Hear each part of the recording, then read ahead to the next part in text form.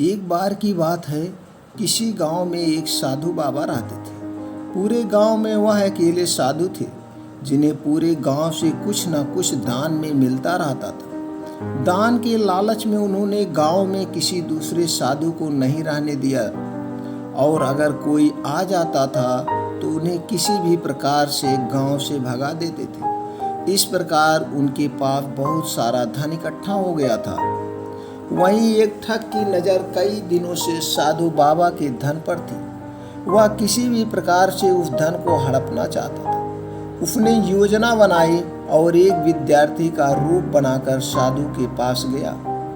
उसने साधु से अपना शिष्य बनाने का आग्रह किया। पहले तो साधु ने मना कर दिया, लेकिन फिर थोड़ी देर बाद मान गए और ठग को अपना शिष्य बना लिया।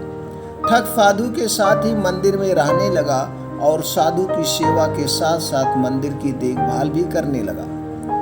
ठग की सेवा ने साधु को खुश कर दिया, लेकिन फिर भी वह ठग पर पूरी तरह विश्वास नहीं कर पाया। एक दिन साधु को किसी दूसरे गांव से निमंत्रण आया और वह शिष्य के साथ रहने के लिए तैयार हो गया। साधु ने अपने धन को भी अपनी पोटली में बांध लिया। रास्ते में उन्हें एक नदी मिली। साधु ने सोचा, क्यों ना गांव में प्रवेश करने से पहले नदी में स्नान कर लिया जाए। साधु ने अपने धन को एक कंबल में छुपा कर रख दिया और ठग से उसकी देखभाल करने को बोलकर नदी की ओर चले गए। ठग की खुशी का ठिकाना नहीं रहा।